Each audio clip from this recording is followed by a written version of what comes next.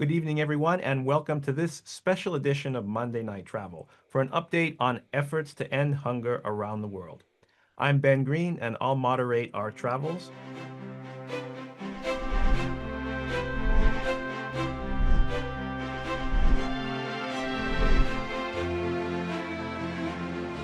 We are traveling virtually again many times in the future here at Rick Steves Europe. We have more Monday night travels ahead, and on April 13th, we will kick off our 9-night Festival of Tours when Rick will join us once again for a dive into our Best of Europe 21-day flagship itinerary and a look at the story of our tour program. But enough on future travels. Let's get back to tonight by welcoming our tour guide, Rick Steves. Hello, Rick. Hey, Ben, thank you so much for the intro, and thanks everybody for tuning in tonight. You know, as Ben was talking, I was thinking I always like to throw around quotes by great people. A long time ago, Thomas Jefferson said, "Travel makes a person wiser, if less happy." And when you travel, you get exposed to realities on this planet. And if reality is less happy, sign me up. Getting involved and making a difference makes me more happy. And that's what we're going to be talking about today. 1400 years ago, Muhammad said, "Don't tell me how educated you are, tell me how much you've traveled." Well, I've traveled, and I think Muhammad would like the way I come home from my travels, recognizing what are realities on this planet when it comes to economic justice, poverty, and hunger. Today, we're going to be joined by a good friend of mine who runs Bread for the World, and we're going to spend about an hour learning about hunger, extreme poverty, and what is being done and how people are helping out. It's a very positive evening, filled with hope. In fact, a book I wrote from my experience in making a TV special about this is called Hunger and Hope. And we're going to be traveling in Ethiopia, Guatemala, and Iran, learning about what's going on there and humanizing those beautiful countries. We're going to be seeing video clips that show us extreme poverty and what it's like to try to live on $3 a day. We're going to look at the humanity of this challenge, and we're going to see examples of practical progress as good people are dedicating their lives and other good people are pitching in to help pay for this, to help bring people out of poverty. It's been a big year when it comes to the fight against poverty, and it has not been a good year. We've got wars going on. Every time somebody tells me they spend $1 billion every day on our war these days, I think of how much the United States could be safer and stronger if we used that money not to destroy things, but to lift up people who are desperate and hungry. $1 billion could go a long way in making us safer and more stable if we invested it, like we're going to be talking about today, in what I like to call soft power. Of course, we've had these wars, we've had American politics, we've had a president who wanted to pull all the funding out of USAID and doesn't recognize that that's cost literally hundreds of thousands of deaths because of starvation and because of poverty in the short time since he took office for his second term. We're going to be joined by what I call a VSG, a very special guest, Eugene Cho. In just a minute, he's the president of Bread for the World. But right now, I want to celebrate the fact that our annual fundraiser for Bread for the World this Christmas raised $1,300,000. We kicked in $500,000, challenged people to send in $100. 6,000 of you sent in $100 or more, and it tallied 1.3 million bucks. And that's so exciting for me because it gets traction. I want to kick things off here today with just a short clip that fills me with hope. It shows what smart development aid is today, how it empowers hard-working locals. We're going to visit 2 farming families, one in Ethiopia and one in Guatemala. And we're going to meet Abdi, and we're going to meet Diego and Katerina, real people with dignity, working hard, staying on the farm, and taking advantage of smart, modern development aid. This is aid that is not your grandma's aid. This is today's aid, and this makes people not dependent, but independent, people who want to work hard and join in on the global economy. So if I can just find out which buttons to click here, I'd like to take you to Guatemala and to Ethiopia. Here we go. This program is about how those in extreme poverty, the poorest of the poor, are improving their lives by addressing very basic needs. Progress is incremental, and it happens with a combined and coordinated effort. Smart non-governmental organizations, or NGOs, the support of local governments, development aid and fair trade policies from wealthy countries, and most of all, hardworking local people. In Ethiopia, Abedi and his family are a good example. While still poor, they have a more modern home and are actually making progress. Abedi explained how he's running a productive small farm, growing enough for his family needs, with a surplus to sell. He showed me how a tank he fills with manure produces fertilizer. At the same time, it generates methane, or biogas. Abedi can now fire up his stove and boil water without using firewood. He has light even after the sun goes down. His home is spacious, with windows for ventilation and a sturdy tin roof. The old kerosene lamp grows dusty, as this light is now powered by a solar panel. And the same panel provides enough juice to charge their cell phones. I'm going to have to rein myself in tonight because it is so exciting to be able to share this with you, to see this man who has had a little bit of help through World Food Program or USAID, and now he's able to light his own lantern, to get to harness the sun, to be self-sufficient, to grow enough to have food left over to take down to the market. Wow. The family has worked hard and has enough food stored to get them, hopefully, through the hunger season. And a few sheep share the courtyard until they're sold at the market to boost the family income. Here in the highlands of Guatemala, an indigenous Mayan couple, Diego and Caterina, while still poor, are also gaining modest and dignified lives. They told me how, unlike their parents, they were able to buy their land and have diversified their sources of income, growing more crops than just corn and raising goats. An NGO from the United States helped them become landowners, providing a loan and a lawyer to get firm title. When asked how this house was better than their last, Diego showed us their concrete floor, electricity, a bedroom for the children, and running water. And their kitchen has an elevated stove, equipped with a chimney. Around the world, great strides in fighting poverty are being made with simple technical upgrades. For example, smarter stoves. Less fortunate neighbors still have an open fire on the floor, wasting firewood and filling their families' lungs with smoke. Elevated stoves with chimneys allow women to stand rather than squat, are more fuel efficient, saving lots of trees, and make living quarters less smoky, avoiding lots of respiratory disease. Families like those we visited have worked hard. They've been provided not with charity, but with a path to development, and they seem to be flourishing. Charity is important for emergencies, but development aid is for the future. Today's development aid is smart. Rather than dependence, it creates independence. It breaks the cycle of poverty, connects people to markets, and opens the door to the benefits of capitalism. Wow, such a privilege and a joy to be able to go and humanize the exciting work that's being done and the struggles that people are in the middle of, and to see them getting traction. You know, it's my joy and my honor right now to invite our special guest. Eugene Cho, for 6 years, has been president of Bread for the World. This man is such a hardworking leader. He's powerful and inspirational with his faith, and he has motored Bread for the World and its team through the COVID years, and now artfully working with an administration that just doesn't understand the value of helping people south of the border. Eugene, I'm just so happy to have you here. Eugene Cho. Rick, thank you so much. I am so glad to be here as a VSG. This is the first time I have been given the title of VSG, so thank you. It is a privilege to partner with you and so many of those who are part of your journey and team. You're an amazing advocate, not just for addressing hunger, which Bread focuses on, but for making the world a better place.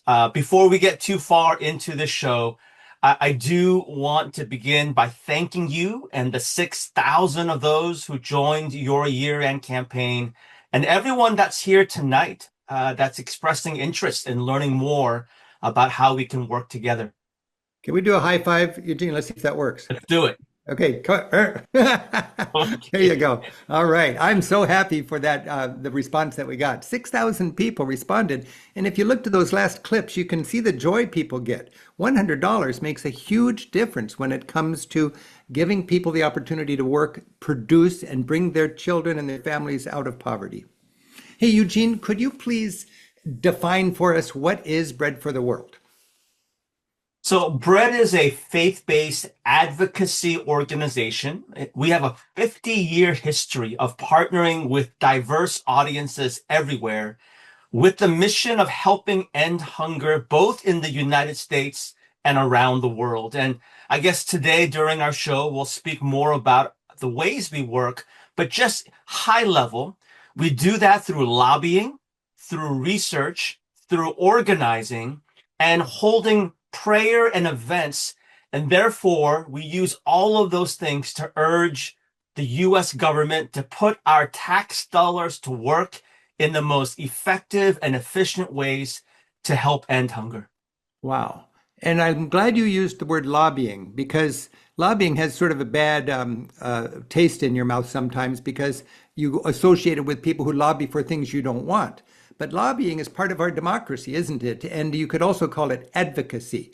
Bread for the World is an advocacy organization. It hires lobbyists who know that game to get in Congress, to walk the halls, to meet with decision makers, and it gives hungry people a place at the table. And if there's not a person with a place at a voice for hungry people at the table when decisions are made, what happens?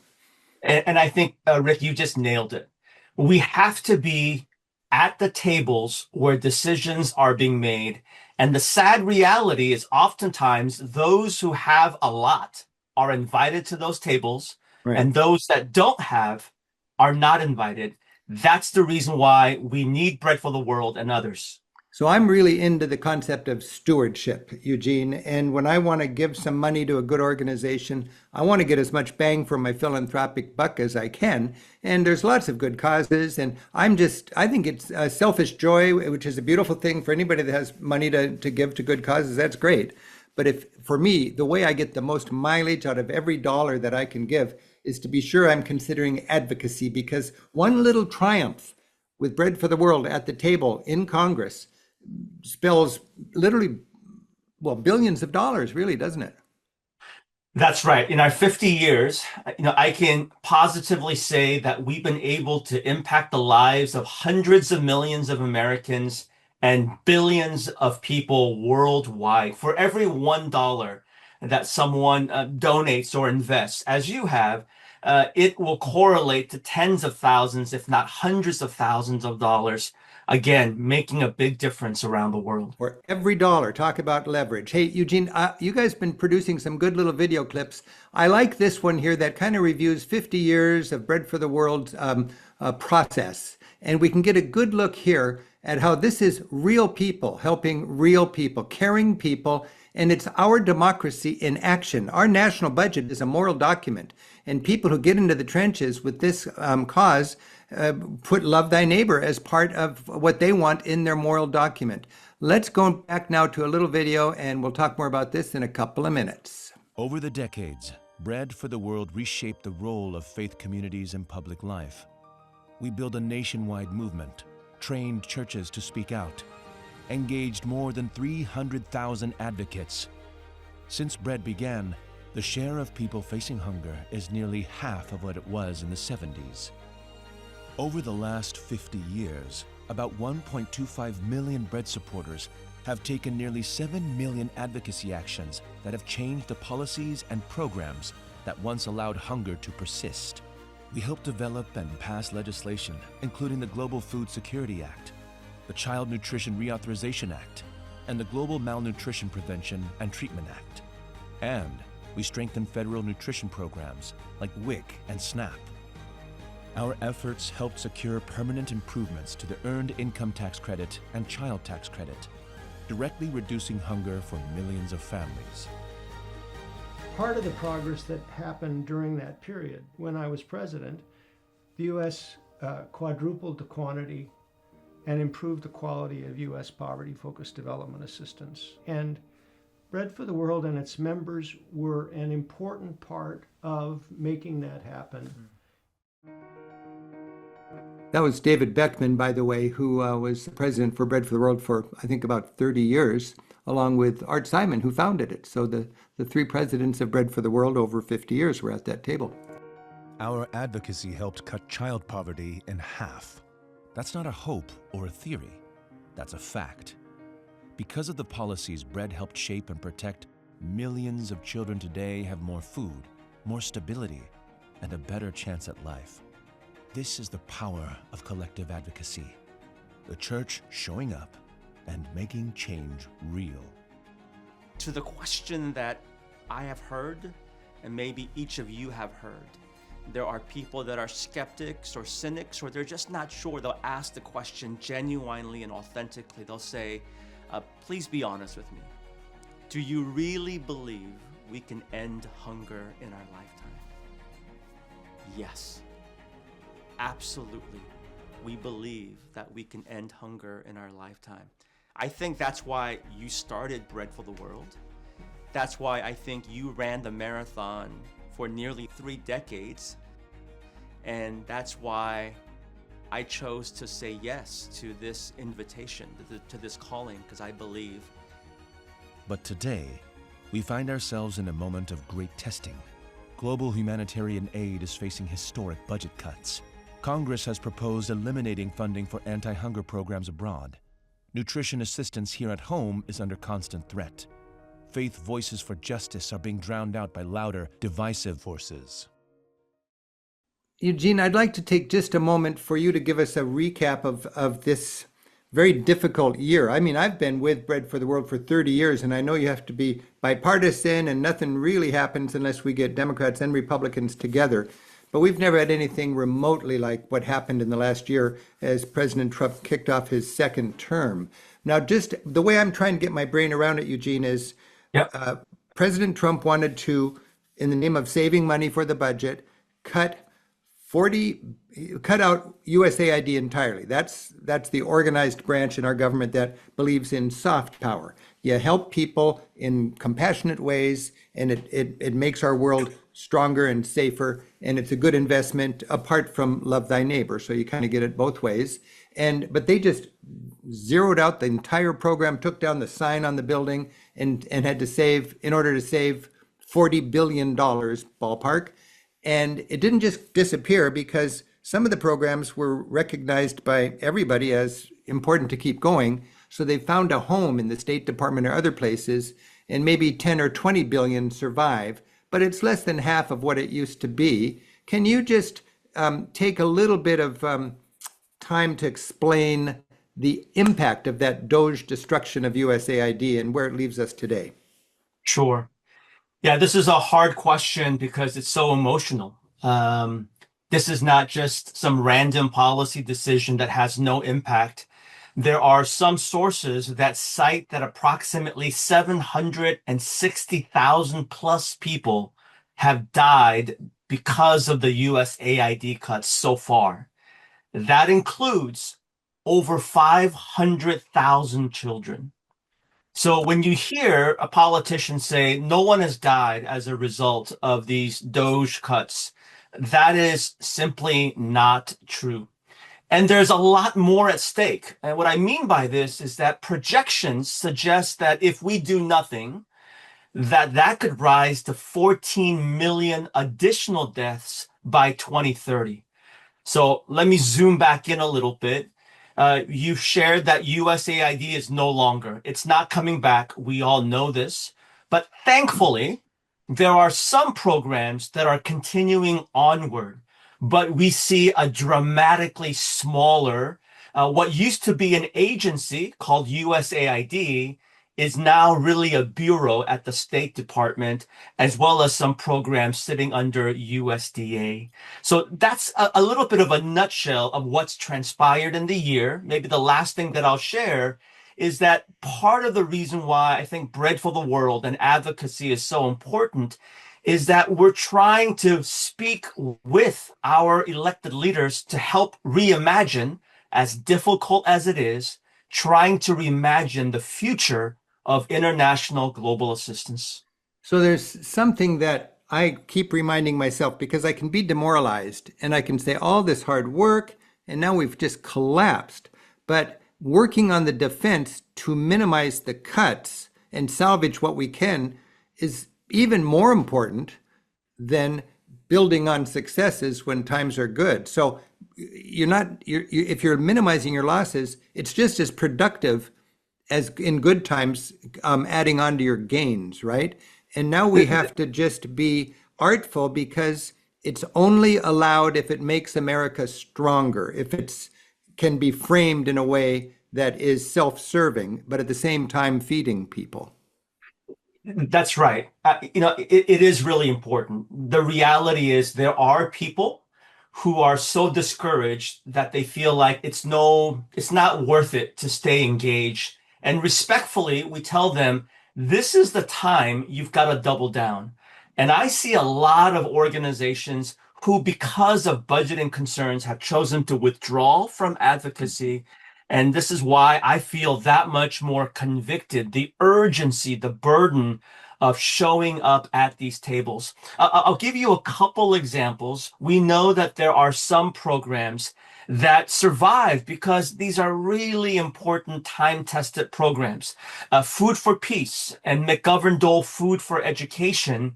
I don't want to go into all the wonkiness of it, but both of these supply American-grown, locally purchased food to combat hunger, malnutrition, emergencies in over 150 countries. So we're grateful that Bread for the World advocated for these programs. They survived, and we want to make sure that they're able to grow in addition to newer things that will be added to our leadership efforts. I know there was a time, Eugene, when publicly held corporations were leading the charge in supporting causes like Bread for the World.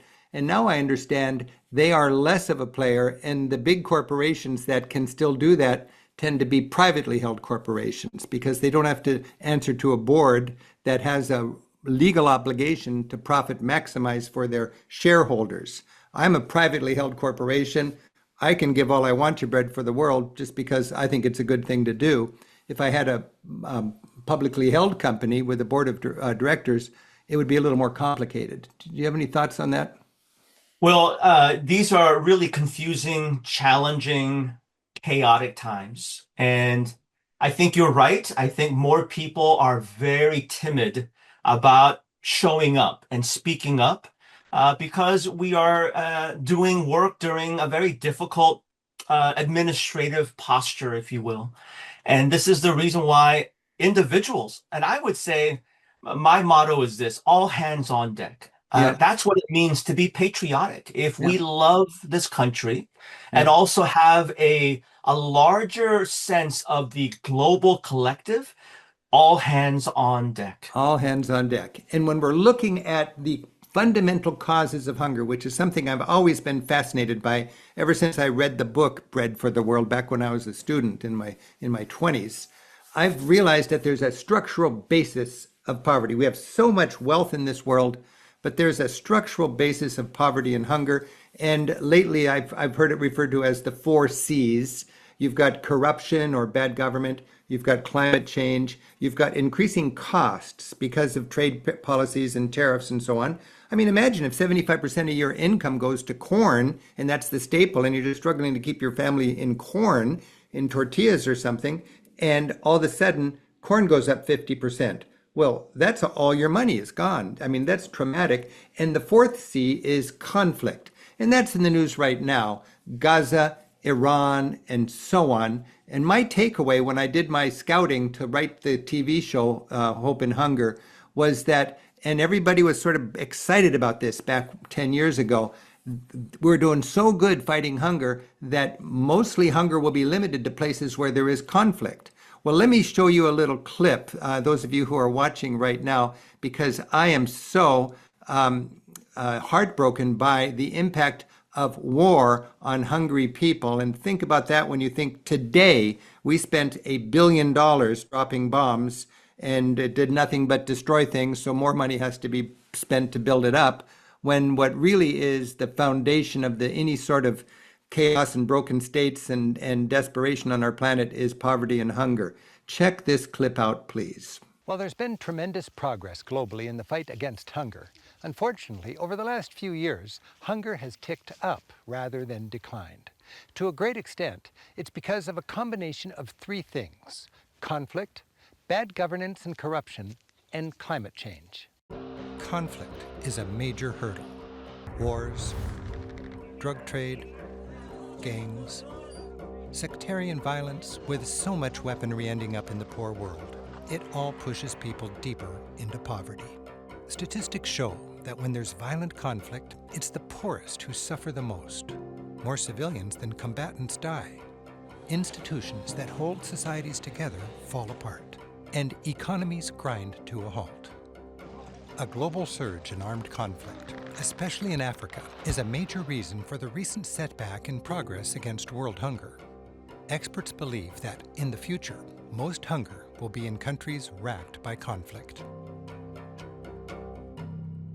Oh man, that is powerful to me. Eugene, when you think of the effort that you and your staff puts into fighting hunger, what are the conflicts on this planet right now that really are a gut blow to the work you're doing? Well, sadly, there's too many. I'll name a few countries, but let me put things in. Let me frame it for those who are kind of watching and listening. 70% of the world's hungriest people right now, they live in conflict-affected areas. It is the greatest driver to hunger and vulnerability. That is quite Over a statement. 80%, yep, Cool. over 80% of the world's worst food crises are driven by armed conflict. And sometimes this is brutal, but they'll use hunger, food, and starvation as a weapon of war. So let's talk about some of these places. Sudan, Gaza, Haiti are some of the broken states right now where famine is also in real danger. We talked about Gaza last year. 1.6 million people in Gaza, even now, need urgent food assistance. In the DRC, the Democratic Republic of Congo, 28 million people face high levels of food insecurity. And I'm sure we'll talk about Iran as well, but certainly Iran is very much in the news, as it should be. And I want to make sure this is not just about oil. It's going to dramatically impact and spike up hunger and vulnerability in that country and in that region. And it's going to make food more expensive in areas that are more famous for being hungry, as there's a global oil crisis and so on. You know, I've got, with all the Iran in the news lately, I produced this 1 hour special on Iran. And the main thing about it, the takeaway for me, was just humanizing 70 million Iranians. And I've got a couple of clips here that I want to share with our viewers. And this is just... I was afraid to go to Iran. I thought we would get horrible reception. I have never been received so warmly on the streets as when I was filming in Iran. And right now we're going to go to Isfahan. It's a beautiful city. And we're going to go to the riverbank in Isfahan, and just the sun's going down, and it's just like the passeggiata in Italy, or the paseo in Spain, or maybe the stroll at sundown in your town. And I just would love it if people here could take a look at these people. These are Iranians. These are the people that are running from our bombs right now. I don't want to get into the justification of dropping the bombs. You know, sometimes we have to drop bombs. But every bomb that falls and every bullet that flies has my name on it as a taxpayer. And I want to be paying attention to know what are the real issues here at stake, and is this the best use of our energy? Check this little visit to Isfahan out to think about the humanity of the people on the receiving end of our bombs right now. Straddling its river, Esfahan is famous for its marvelous bridges, which date to the 17th century. And between those bridges, stretching for 6 miles on either bank, is a much-loved city park. This is where families and friends gather over a pot of tea or a box of sweets. Here on the riverbank, I was struck by the tranquility of the scene, filled with people who seemed to be thoroughly enjoying life's simple blessings.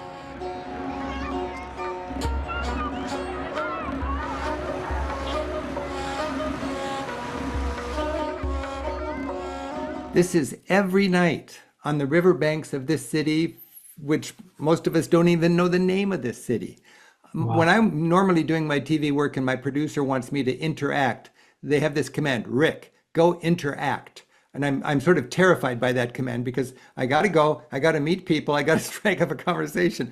It was never so easy as when I was in Iran. I loved interacting in Iran. I did a thing called eye fishing.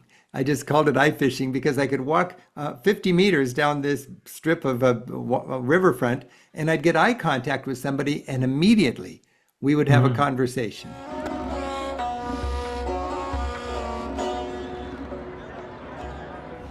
I love it in the last hour day when everybody's out, and here in Isfahan, it's down to the riverbank. You know, all over Europe, you got this passeggiata, paseo, people are out during the magic hour. Didn't expect to find it here in Iran, but boy, they've got it. I don't know what the word is in Farsi, but they've got the paseo.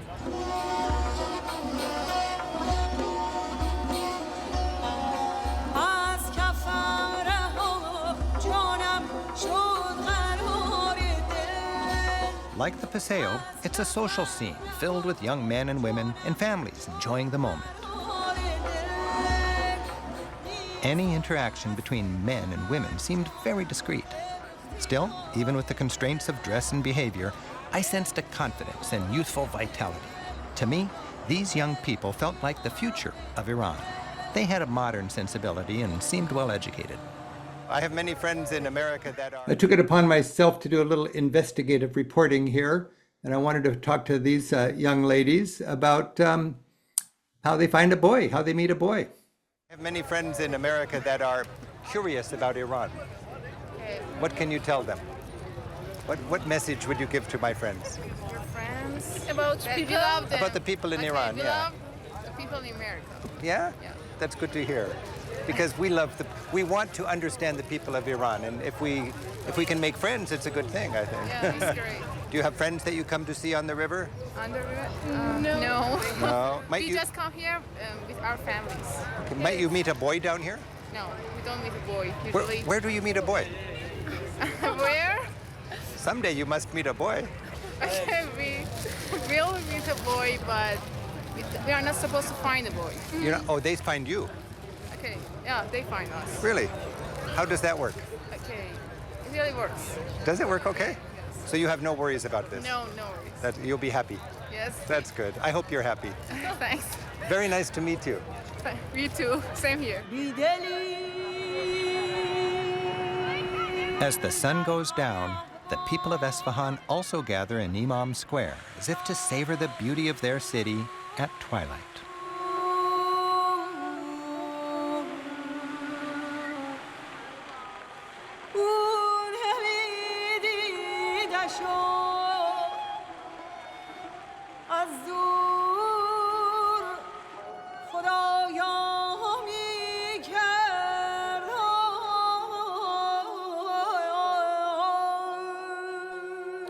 Oh man, I had so much fun filming this show. It was such a wonderful challenge, and what an opportunity to bring it to the public. Thanks to public broadcasting.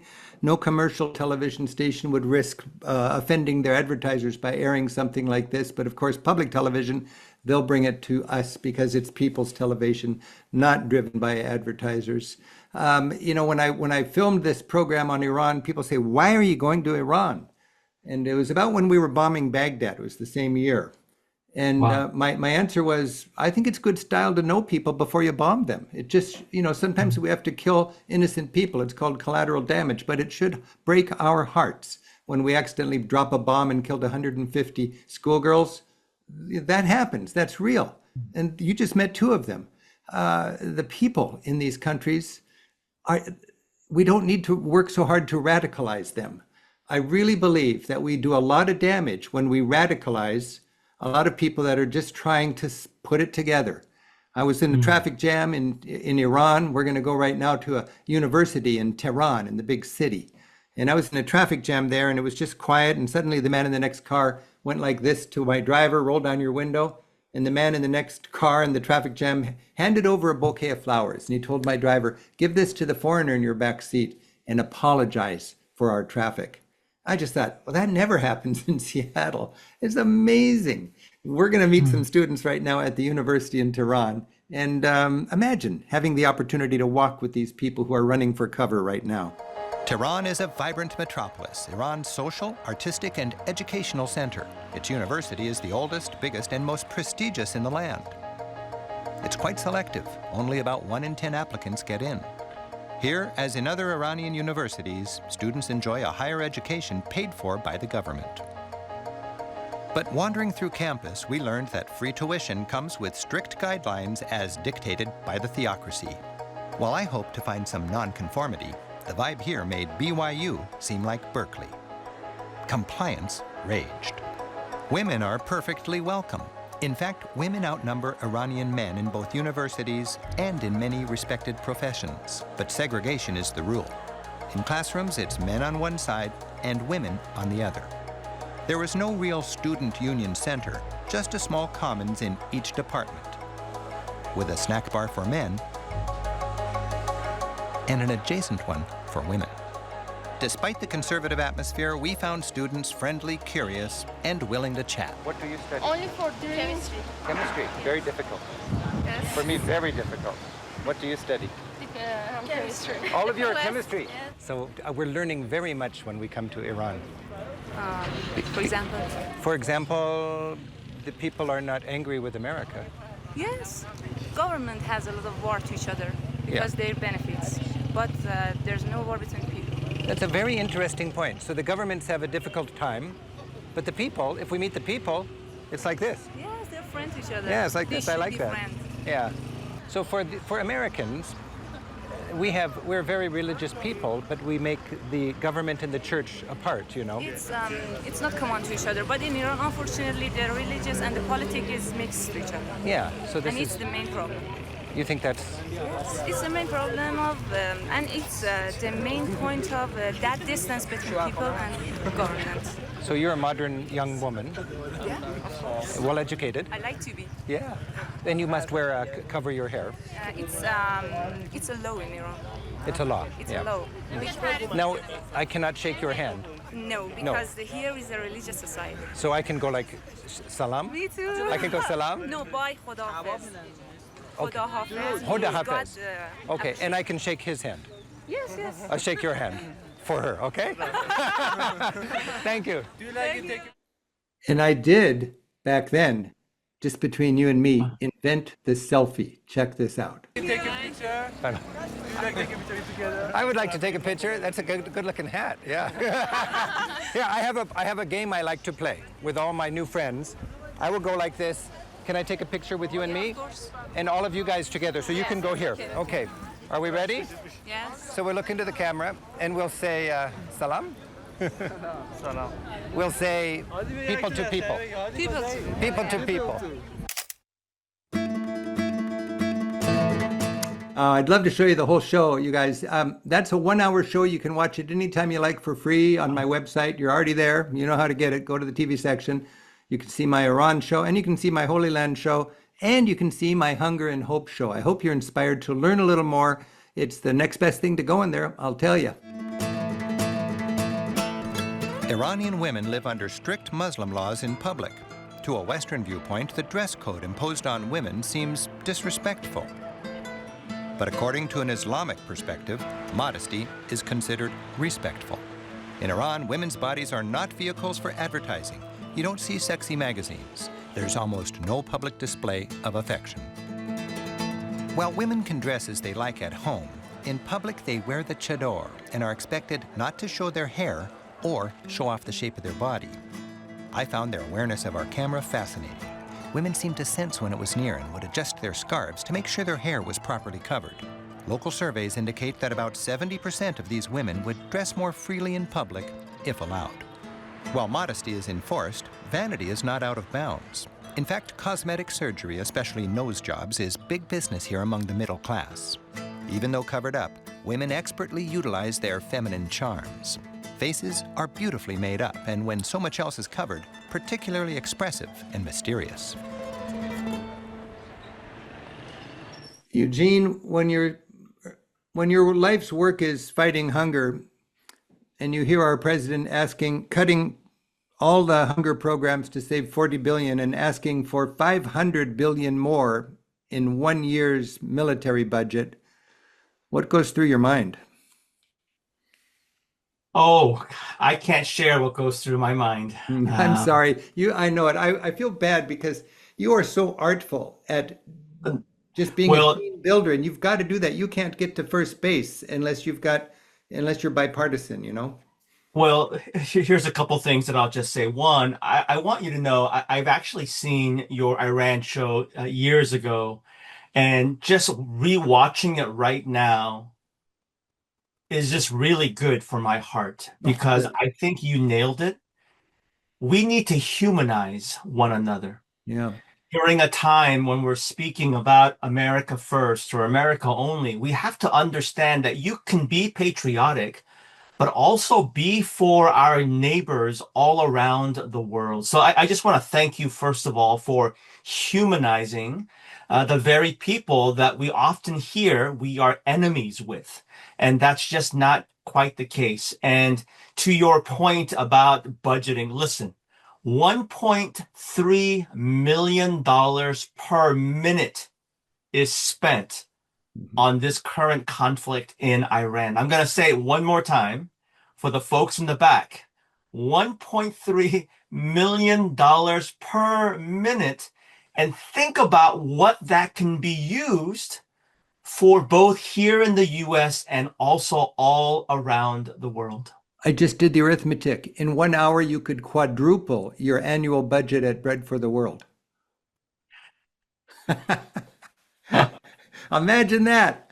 Oh my goodness. It's real. That's why Eisenhower said a bomb kills twice. It kills when you build it by denying that money there, and it kills when you drop it. You know, Yeah. So Rick, let me share just one more thing to keep things into perspective for those who are listening here. So right now, our conversation is centered around the conflict in Iran. What we are not hearing a lot about, because the war and gas is what's dominating the news, an extra 45 million people are projected to be pushed into acute hunger because of cost of rises in food, oil, and shipping costs. Those three things, because of this particular conflict, can impact 45 million people.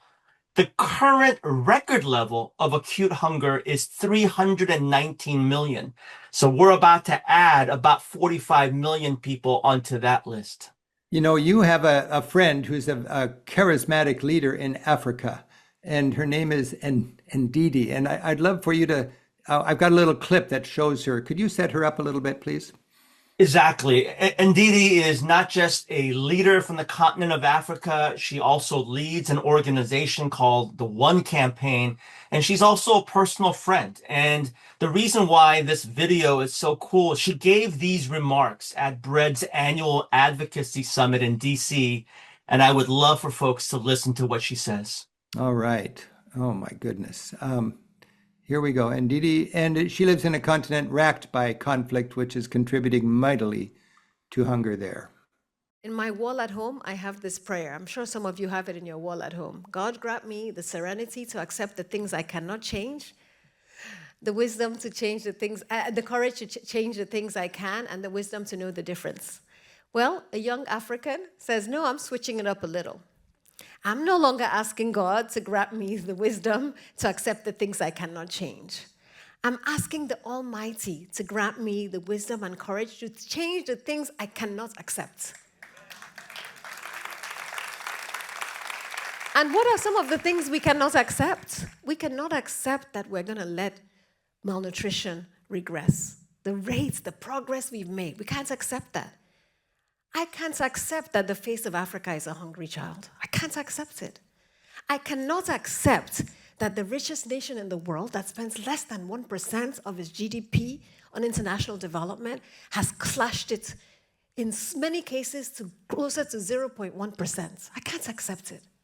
0.2% in some countries, 0.3%. And the narrative out there is unacceptable. The lies out there are unacceptable. In a place where we have data to prove impact, how can lies rule? I can't accept that. Wow. Oh, Eugene, she's a power. Well, we need Ndidi's voice. We need everyone's voice. I have a little example here. I don't know if you can see it here, but I brought a penny. Uh-huh. And the reason why I sometimes carry a penny with me, Rick, is just to remind people we spend less than half of this one penny in our country to help make a difference all around the world, not just for moral reasons, the soft power that you mentioned. And I love the fact that we've got science, data, evidence that shows us how we can make an incredible impact around the world. So you're talking about less than half a penny per dollar. That's right. Per That's dollar right. in our budget. And what's interesting to me, Eugene, we're both motivated by our faith and love thy neighbor and so on. But even if you're not motivated by love thy neighbor, this is a practical investment. And any experienced, high-minded military leader, I think, for example, I know General Petraeus because I had breakfast with him, and he affirmed this idea. For every dollar you save in soft power, you better budget more than $1 in hard power to make up for the extra chaos on this planet. Yeah, It's absolutely. it's a twofer. It's a practical investment, and it's love thy neighbor. Right. And I often say, I think it's really a forfer. It's probably not a catchy phrase, but what I mean that it's a forfer is that, yes, it's the moral, right, compassionate thing to do. It's an example of modern diplomacy. And I'm sure we're going to watch some videos later, but it helps our model of capitalism. It's good for U.S. Yeah. agricultural business, the commodities that we invest in. And Yeah. the fourth thing is that it helps our national security. A safer world, a more secure world, a more fed world is going to have positive impacts on our U.S. national security as well. Well, an example I often use is for the cost of one soldier in action overseas, $1 million every year, you can drill 100 wells to bring water to 100 thirsty towns or villages. And the consequence of that would be all the mothers in all of those towns could now stay home with their kids instead of abandoning their family every morning for hours to walk for water. We're going to take a look right now at a clip that is a very hard to look at clip for some people because it is extreme poverty. Half of the planet is trying to live on $5 a day, and frankly, that's okay. But what is not okay, in my mind, is extreme poverty. People trying to live on less than $3 a day. That's hopeless.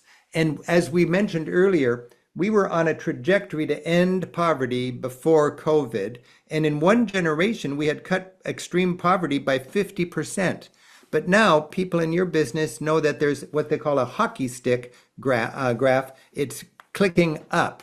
And that's because of these extra unfortunate trends that are happening in our world right now. But right now, I want to go off the grid in rural Ethiopia, and I want to go to a big city, Guatemala City, and see two vivid examples of extreme poverty in a world that sometimes just seems so out of whack with billionaires here and people living off of a garbage dump over there. So let me just take you for a look at what is the reality for 10% of humanity. And this is where we can make a huge difference with some very basic, smart, modern developmental aid. Today, of the over 7 billion people on our planet, about half are struggling to live on under $5 a day. And roughly 700 million live in what experts call extreme poverty, trying to make it on under $2 a day. Imagine, this cup of coffee cost me a day's wages in the countries where the beans were grown. But there are big changes going on in the developing world, where in my travels, I found hunger and I found hope. Extreme poverty is difficult to witness. Living on less than $2 a day looks about the same around the world. People live on a dirt floor. No electricity, no running water.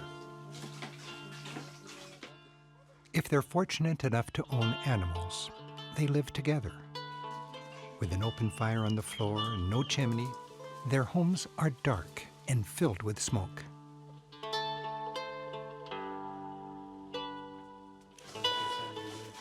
Work is done by hand.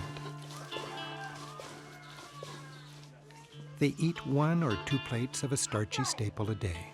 You know, I got to interrupt here. A lot of times we will get stock footage to illustrate something in my TV shows.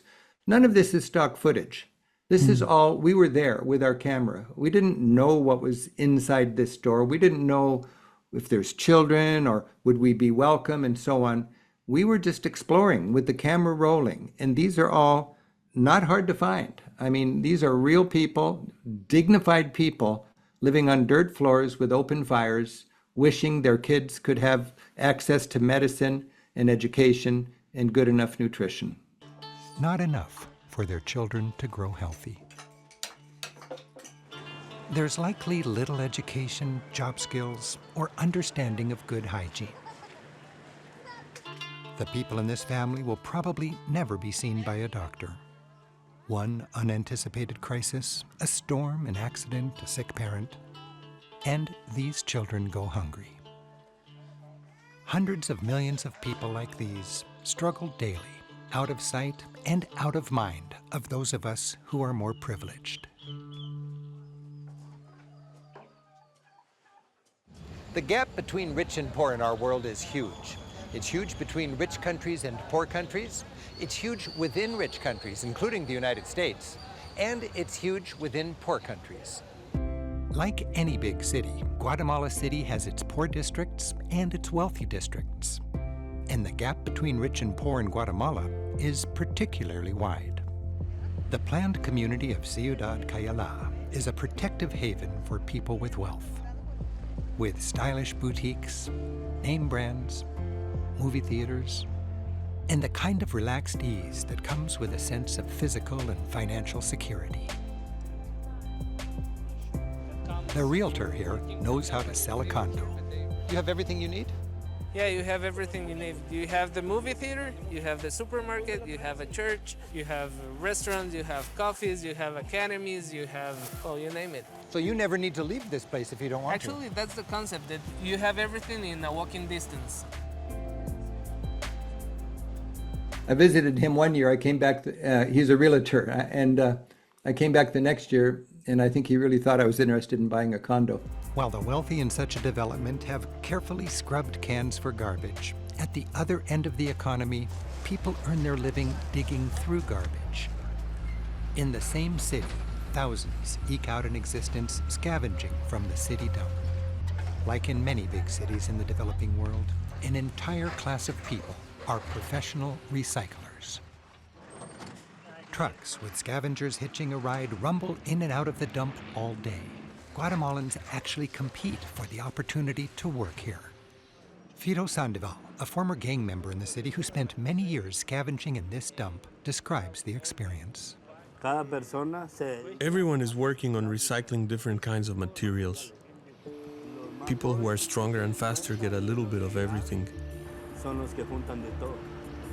Some have to focus on just one thing. Maybe they are not strong enough, or they get there after the others.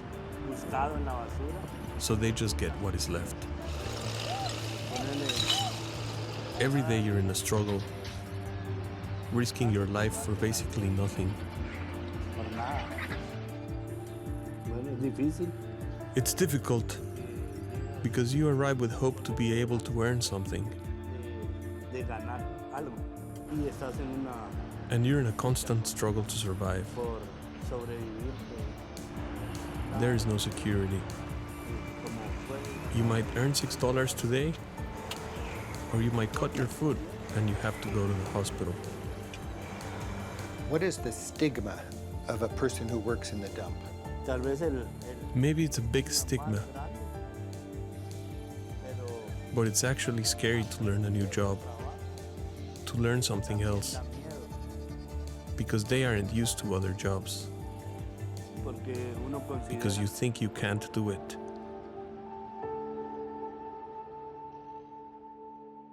The adjacent community, one of the poorest in the city, is built literally on the dump. Buildings are made of salvaged tin. Electricity is tapped illegally from passing wires. In this community, while there's a frail, informal economy, many family incomes are based on bags of trash scavenged to be recycled. Homes are built with a mishmash of material, as parents work hard to provide the most basic of necessities. Discouraging as this may look, there is reason for hope. Eugene, you must think of some of the programs that have been very successful when you look at a clip like this. Numerous come to mind, Rick, but just to kind of give you some context, this is where sometimes I can get a little tempted to get wonky, but I'll just share one or two things. There's a program basically called the Global Food Security Act, which Bread for the World advocated for. That was in that 50-year video. And it basically mandated all the government agencies to work together in a very coordinated global food security strategy. And one of the programs that came out of that was a program called Feed the Future. It has helped lift 23.4 million people out of poverty. Wow. Going from dependence to independence. It's prevented stunting caused by malnutrition to 3.4 million children. So I can go on, but I want your listeners to know there's no perfect programs, but when we're talking about programs that are making a real difference with real people, this is why it's so important to invest in international programs. You know, there's a lot of people who just have a gut reaction to be almost as a defense mechanism skeptical about the money that goes into this, as if it's a dangerous place to invest because it's so naive or corrupt. What would you say to people who have that concern? The first thing that I would say is I would love to have a conversation because we need a society and a community where we could have those kinds of conversations. So for those who are skeptical or cynical, okay, I get you. I understand why that might exist, but let me give you two proof for the time being. Number one, since the year 2000, basically in a quarter of a century, we've been able to reduce child mortality by half in 25 years. I mean, I'm not expecting, because this is not me, this is us collectively. That is stunning. It is mind-boggling that in our world, we've been able to reduce child mortality by half. And as a US citizen and taxpayer, I am proud that US played a significant part in those efforts. Here's the second example or second proof. This one's a little personal because I'm Korean American. I was born in Korea. My father was born in a small village outside of a city called Pyongyang. So he knew extreme poverty in his own life. But Korea was a recipient of a grant through the World Bank called the International Development Association. It's one of the things that Bread for the World advocates for. The US government makes investments into this particular grant. But Korea received its first IDA grant in 1962. Get this, it was a $14 million grant to bolster national railway infrastructure. They received a few more grants along the way. But guess what happened to Korea as a result of smart international investment? They graduated and they became a donor nation in 1977 back to the World Bank. That is amazing. That's inspiring. Hey, Eugene, another concern I'd like to share on behalf of some people who are skeptics. The Bread for the World is a Christian organization, and you're a Christian, I'm a Christian. It's the way we love our neighbors. But, Yep. there's a history. I mean, you go back to the Irish potato famine, and Protestants from England went over and they would give people some nice soup if they would change from being Catholic to Protestants, strings attached. And there, to this day, there are well-minded, I guess, Christian organizations that put converting people first, and then we'll feed your soul, and then if you play it right, we'll feed your body too. What's your response to that kind of skepticism with the modus operandi of Bread for the World and your team? Well, again, I love these kinds of questions because it allows us to kind of convey the truth. I like you, I cringe at that kind of colonial mindset of Christianity. If I can be a little bit more frank, I think it's disgusting. And it's what it means to be a Christian or a person of any faith is to love your neighbor. It's to seek the common good. It's to seek the well-being of others as well. And so at Bread, yes, we're a faith Christian organization, but you'd be amazed at how many people that are not aligned with Christian faith partner with us because they love and respect the work that we do. We will work with anyone and everyone who also believes in a nation and a world without hunger. Thank you for making that clear. And I know that, sometimes you're proud of your faith and you want to witness. But for me, the best witnessing is loving your neighbor. And this is a way just to, with no strings attached, to recognize we're privileged and there are people that are hungry in our own communities and south of the border, and to ignore them, I don't care what your religion is, to ignore them is just not right. Hey, we're talking about some of the new values of modern development aid. I think it's fascinating to note that across the board, people are recognizing, and I should say, by the way, Bread for the World does not do these programs. Bread for the World advocates for the American government to fund nonprofits that are already in the trenches doing these programs. And some of the most effective programs these days are recognizing that the money is best invested in women as opposed to men, because women are the ones that are responsible and they don't piss it away and they don't go out whoring and they take care of their children and they're here next year and the next year and the next year after that with their families, investing in their community and so on. Let me just show a little clip illustrating how we learned about that in Ethiopia and Guatemala, the new recognition that it is women who are the best investment if you want to help a society bring itself up by its own bootstraps with a little aid. Throughout the world, it's the women and girls who have fewer opportunities and endure the brunt of poverty. They eat last. They have babies early. And boys get priority for education. Ultimately, it's the women who take care of the children and are most responsible with the family income. When women have an education, legal rights, and employment, they are empowered.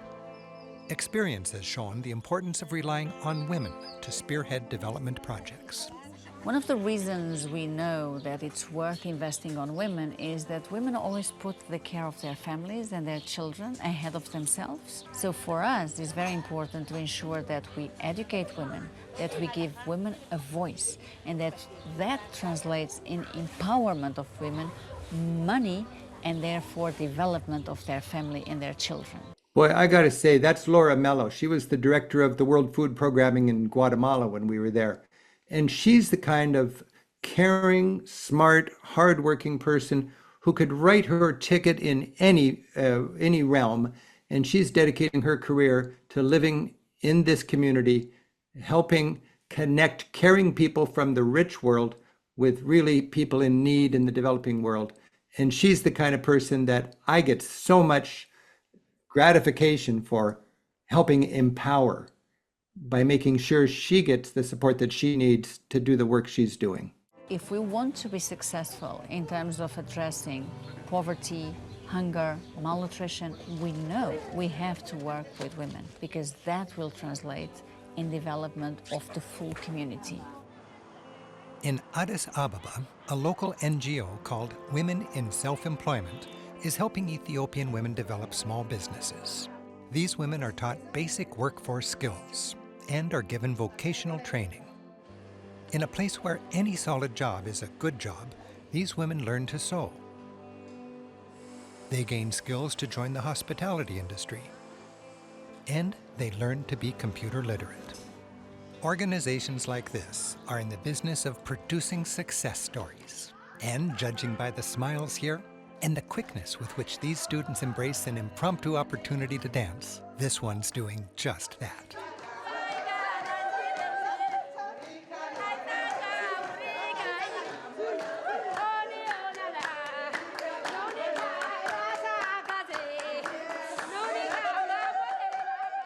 Oh man, there's so much more I want to talk about, you guys. I do want to remind you, when I was working on, I did 2 trips. I was scouting in Ethiopia and Guatemala and then going back to film. I ended up writing a book, a little book that contains all the information in the show plus much, much more because you can only put so much in an hour. And this book is available for free on our website. There's a PDF, you can download it, and you'll get that link tomorrow if you're watching. And also you'll get a link to this show so you can get the whole story on these things. But along with a focus on women, another focus is on education. And I was so inspired in both Ethiopia and Guatemala at the recognition you don't need to be people in secondary or higher education. Everybody just needs, 6 or 8 years of education, and then they can be part of the workforce and they can produce. Here's a good example of what's going on with education in these communities. Education is critical. Governments, private enterprise, and parents are realizing that an educated workforce is a prerequisite for development in today's global economy. In terms of pure economy, workers are considered human capital, and they produce more when healthy and educated. Like many developing nations, Ethiopia aspires for all children to have about 8 years of schooling. In both countries, we saw committed teachers and eager students. Development workers have learned the value of education for girls. Girls with an education gain more control of their lives. Educated women have fewer children, and when they do start a family, their children are generally healthier. Even with meager resources, it seems that as long as students are healthy and adequately nourished, they're eager to learn. They know that a better future depends on being able to read and write. For these students, a few months of vocational training prepares them to get a job.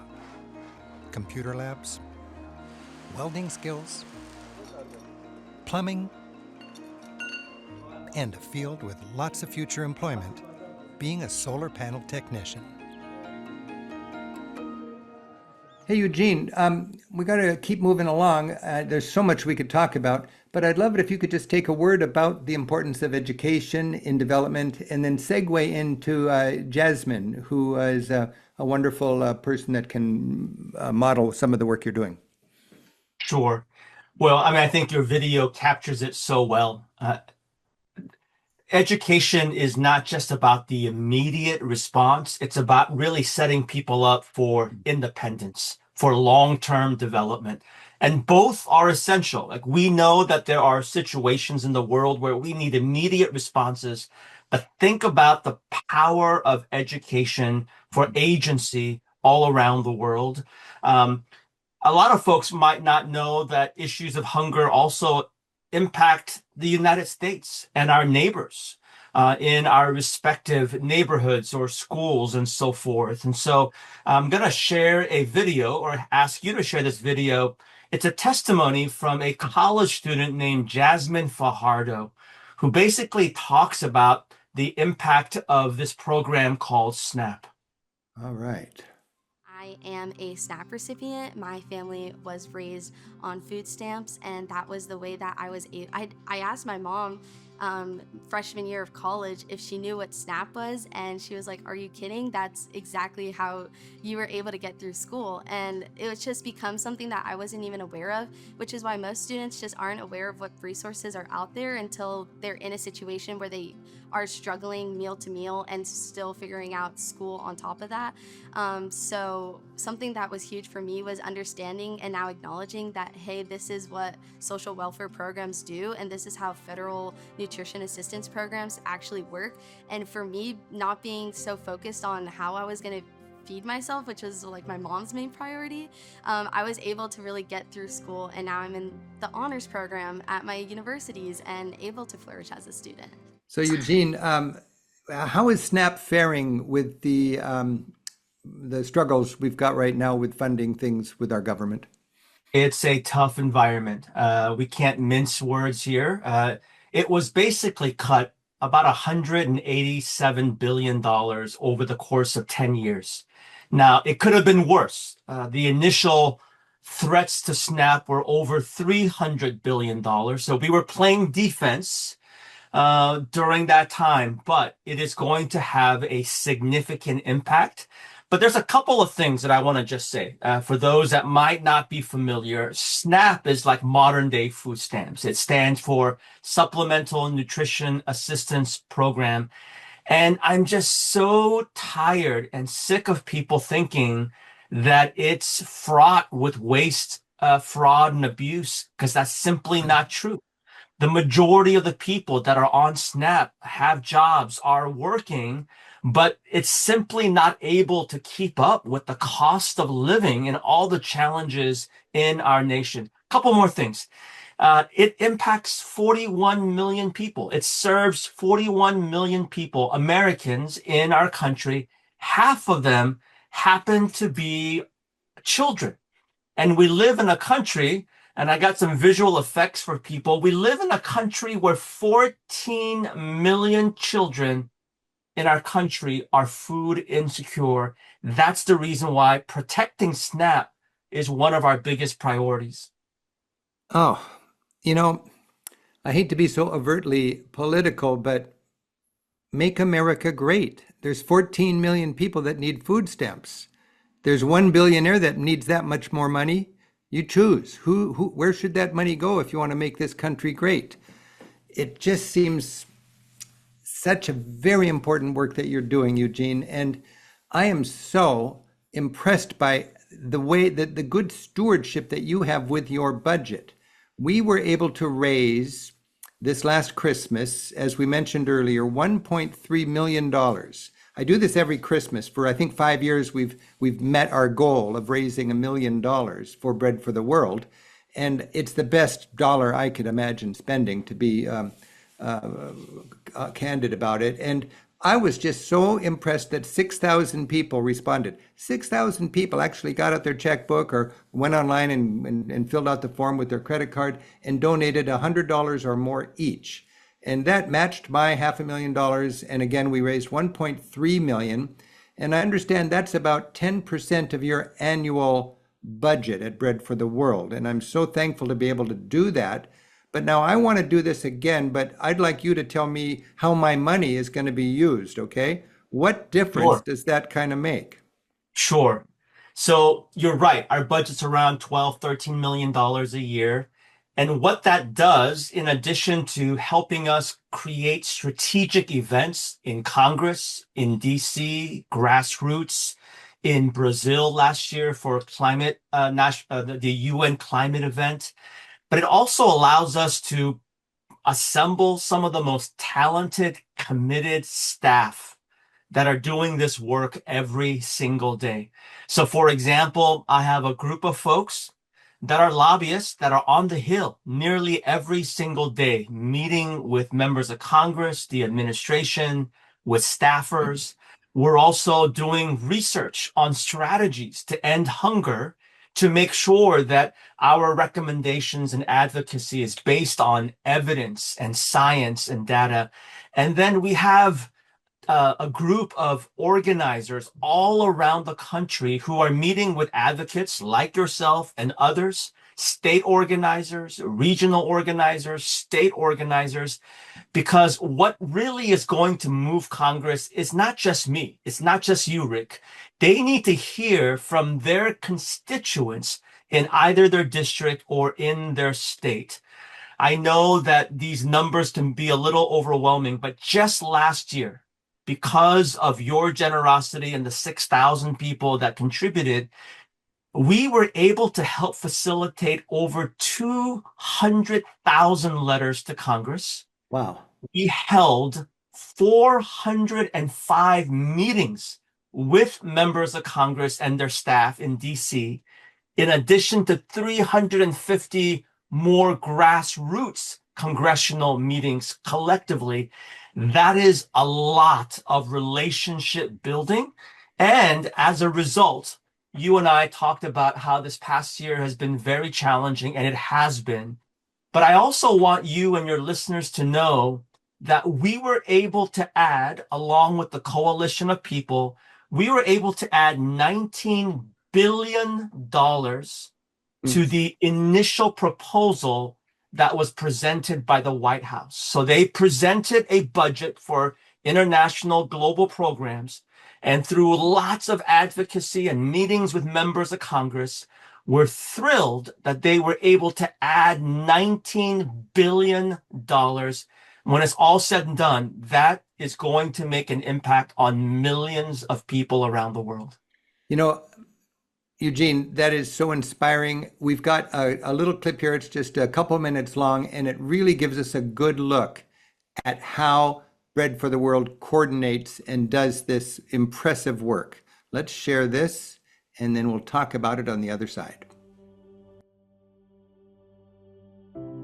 Around the world, more than 700 million people go to bed hungry, including 1 in 4 children who are under the age of 5, who are at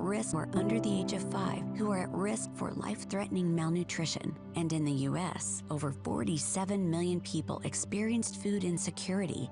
As policy experts, we know it doesn't have to be this way. As people of faith, we know it shouldn't be this way. And that's why Bread for the World exists.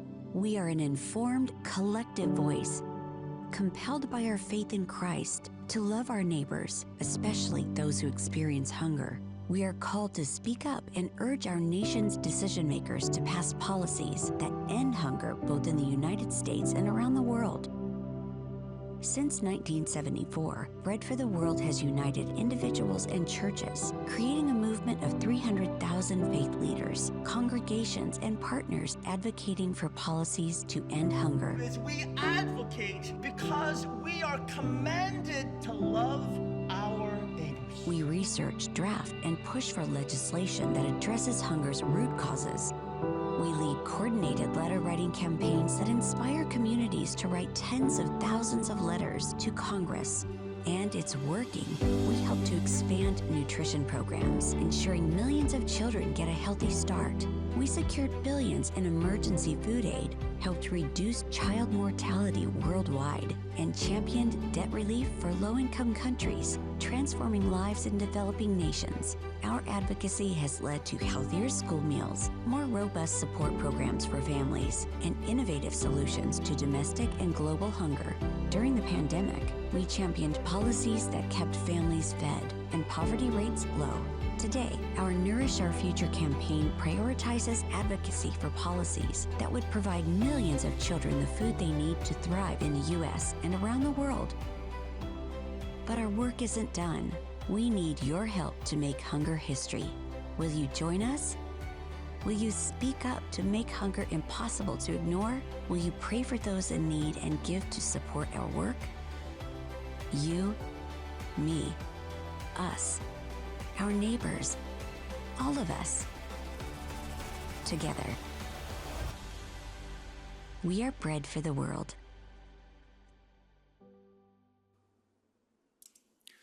You know, Eugene, I am so impressed by your ability to operate in a bipartisan way. And even this year, when the Republican Party has been kind of rubber stampy for the president, you're able to locate and nurture relationships with courageous, caring Republican senators and congresspeople. And I like this next clip. It's from Todd Young, who's a Republican from Indiana. And this is enough to give us all hope when we think of what the difference is in Congress when you get a bipartisan bill through. Let's meet Senator Young from Indiana, a Republican.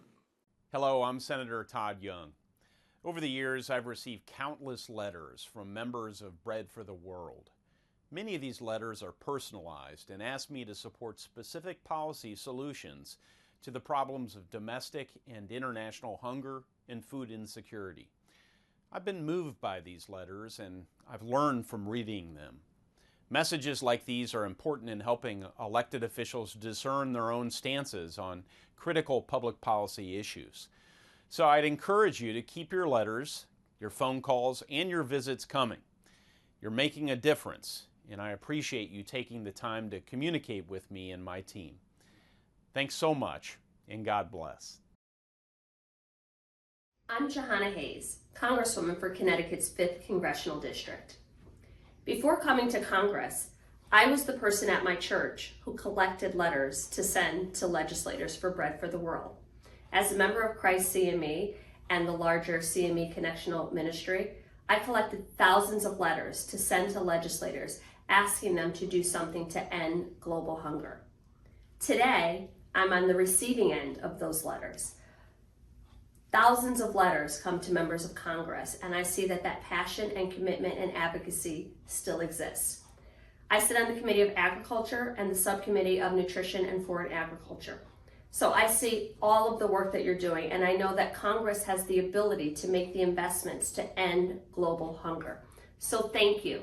Keep your letters coming, keep your advocacy going, and help us to make people understand and appreciate that we have the ability and the capacity to end world hunger. We just need the will and partners like you. So thank you for all of the work you do to make sure that children around the world do not go to bed hungry. Eugene, there's two leaders in our government. Johanna, who we just saw, is from Connecticut, a congresswoman. I would imagine she's a Democrat. Can you explain, just say a couple words about the people you work with, like Johanna and Senator Young? Sure. Well, earlier, a couple minutes ago, I spoke to you about the $19 billion that was added to the SFOPS bill. That's programs for international global aid, maternal health, and vaccinations, and what have you. Well, these are the leaders that we spoke with. These are the leaders that voted to support these particular programs. And they don't happen in a vacuum. We have to build relationships over time, sometimes over years. But we are grateful for Senator Young and Congresswoman Hayes for their leadership. And we'll continue to show up at all of these offices to make sure that the stories of our neighbors near and far are being heard. You know, Eugene, one thing I've found is that a lot of conservatives in our country, they really want people not to get a free ride, but to work hard and get involved in the global economy. And we have showcased them because to me, that's what modern development aid is all about. It's a realization that capitalism is here to stay and globalization is a big train. Get on it or get run over. That's what they say in Central America.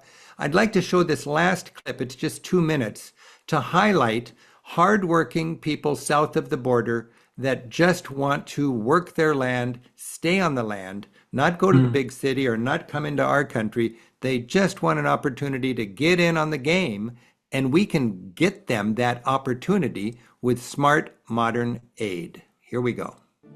While big agriculture, like sugar and coffee, is well connected with the global economy, a formidable challenge in the fight against poverty is for landless family farmers to also get into the game.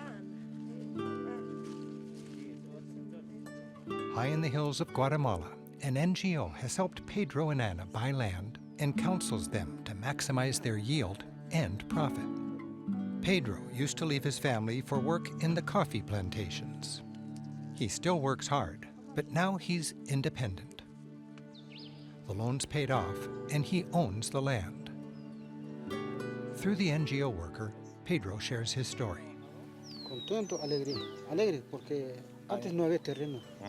Ahora, gracias a Dios, por la red, Ya tenemos un poquito de terreno allá arriba hemos comprado. Porque hay una pobreza entre la familia. Ahora poco a poco estamos remendando pues. The NGO helps them to find the land and to have the lawyers for all the local papers so they own the piece of land. So no sugar plantation can come here. He's got this land for his family. He has his land for his family, yes. And his son will have the land when he is finished. They will stay here instead of going to other places. So they will be with the family all year round. So the landless farmer is a migrant farmer. He He's a leaves his migrant family farmer. to cut sugar cane or work in the Coffee plantations, yeah. Anna and Pedro's main crop? At least right now, it's not corn or beans like you might guess, but snow peas. Pedro, ¿ustedes comen estas alberjas aquí en el área? ¿En la casa? No, entonces ¿por qué las siembra? Solo para vender. Okay. I couldn't stop eating these things. They were so sweet and delicious. I've never tasted such great snow peas. And the local people, they made no bones about it. They don't even like them, but they get a good price for them in England. So they're just shipping them out. They're part of the global economy, and I got to try it. ¿La casa? No, entonces ¿por qué la siembra? Solo para vender. Okay. No, they don't eat it here, but they grow it for selling. That's the main business. It's not what the locals eat, but what international demand and prices make most profitable. And right now, that's peas. Throughout the valley, farmers like Pedro are bringing their bags of peas to the weigh station to sell to a middleman or exporter. These peas are export quality, carefully picked, and put into crates with all the children helping. Look at this cute little girl. When she plunks it down, she just with joy, she bounces down and bounces up. And within a short time, they're off to the market. Much of this shipment will end up sold in England. It's a long way from Pedro's pea patch to the supermarket in London. Eugene, when you see that kind of industriousness, that kind of beautiful hard work and love and commitment to the land, what do you think? Well, this is what I mean by the long-term development, about helping people to move from dependence to independence that you started the show about. And Bread for the World advocates on those kinds of also policies and legislation. And I think it's phenomenal.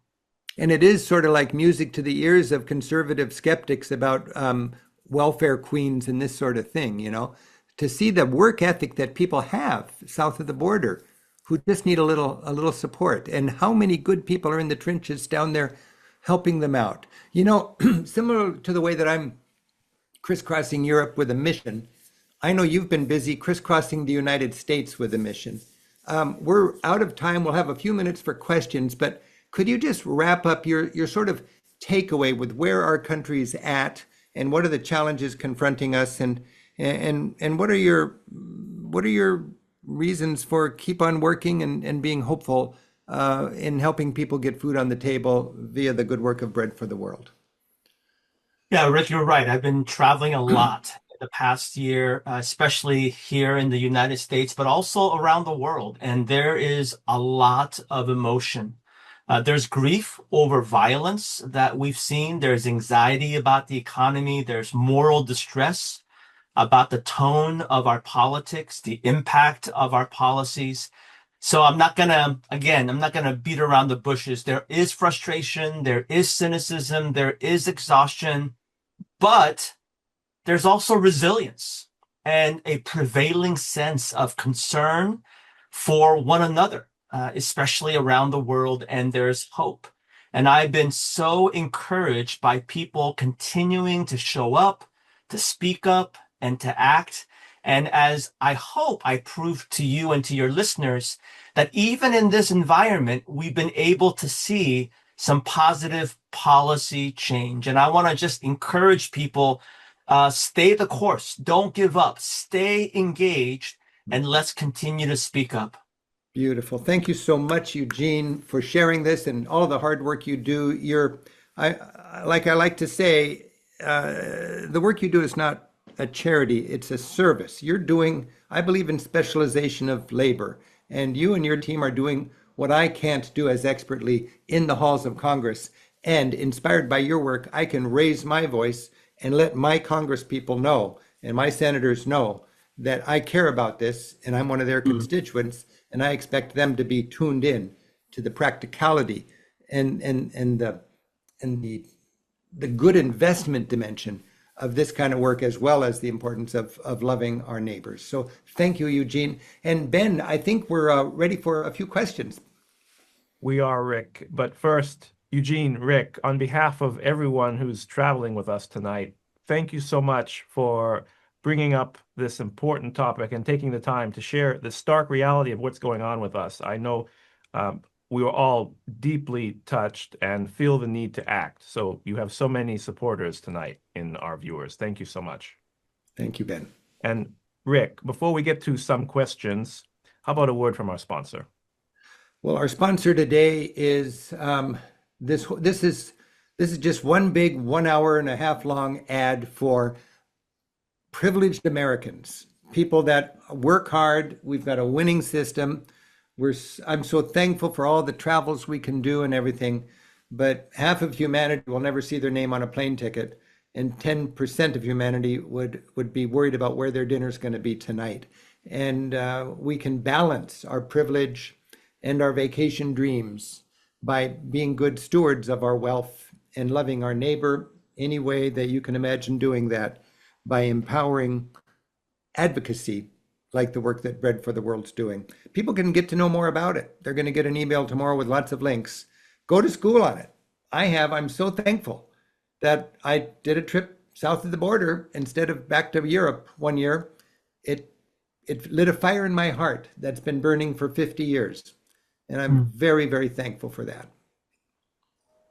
Thank you, Rick. I'm very appreciative to all of our viewers tonight for submitting great questions. The first comes from Carl, and it's for you, Eugene. Carl would like to know how you approach the issue of international organizations looking to help locally. Is there ever any pushback? Ben, do me a favor, repeat that one more time. Yes, Carl is curious about pushback when international organizations are trying to make improvements, changes, or help locally with local people. Sure.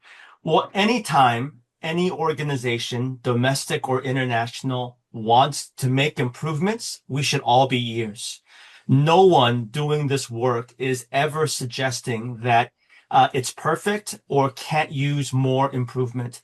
I've had many conversations this past year with former USAID employees who are heartbroken, devastated by what happened.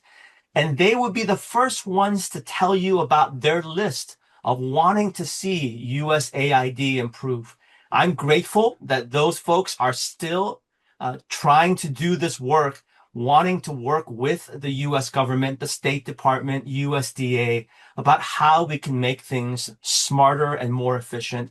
And then certainly, I think one of the things that you might be suggesting, or Carl might be suggesting, is a word that we sometimes use called localization. Is how do we empower more local leaders, more local organizations to have more leadership, more agency in the work that they do?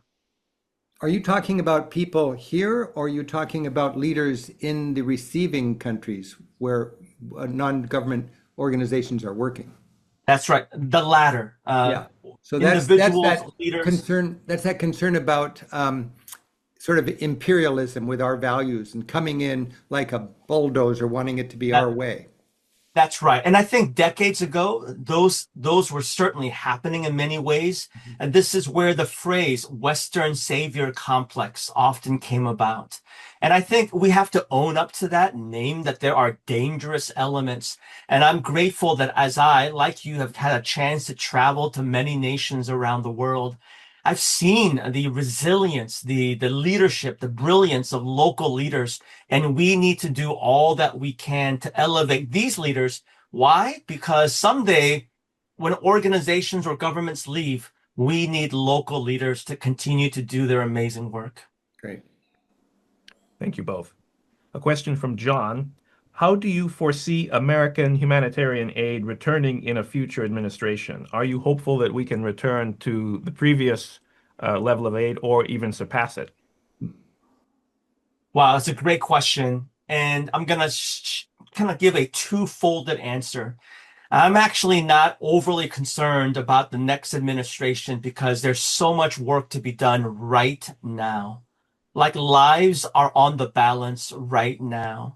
And so even as we celebrated the $19 billion over the president's budget request, the PBR, we're now talking about the 2027 appropriations process.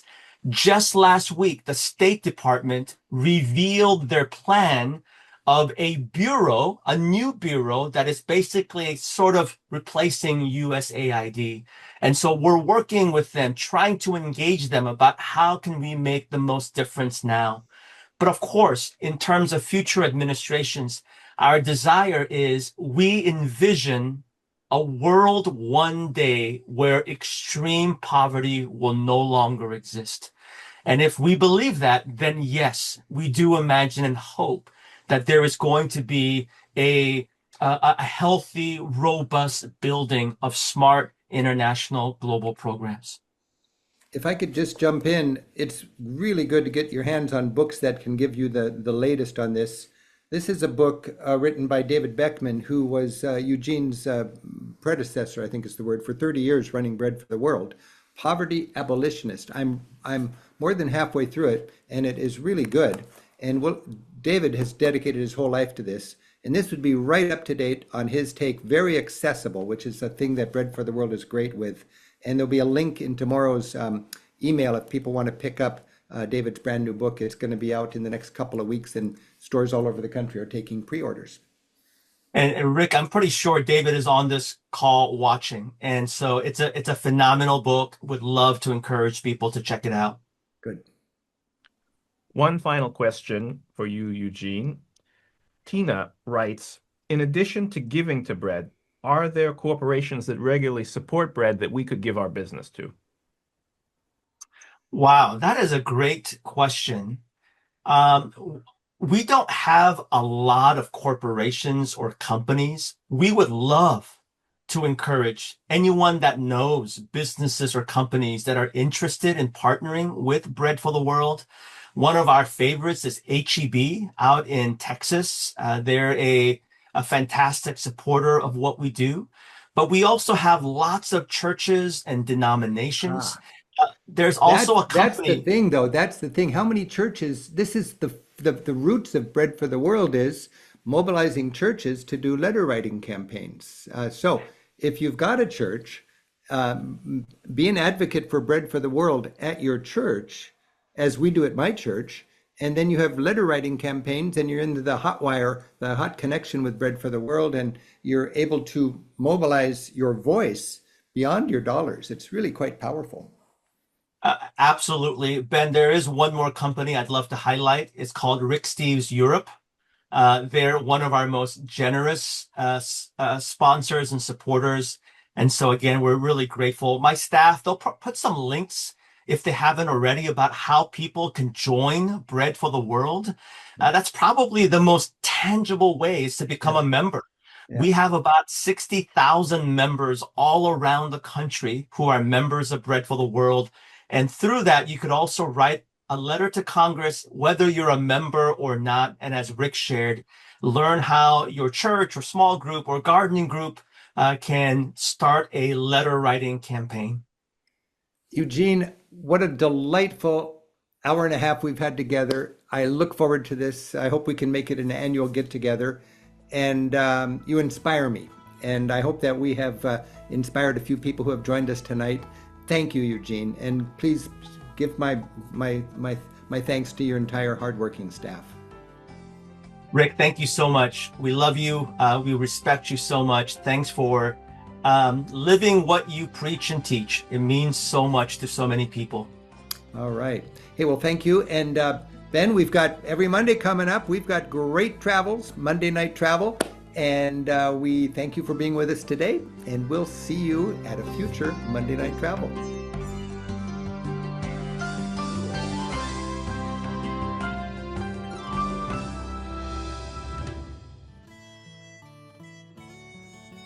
I can't find them.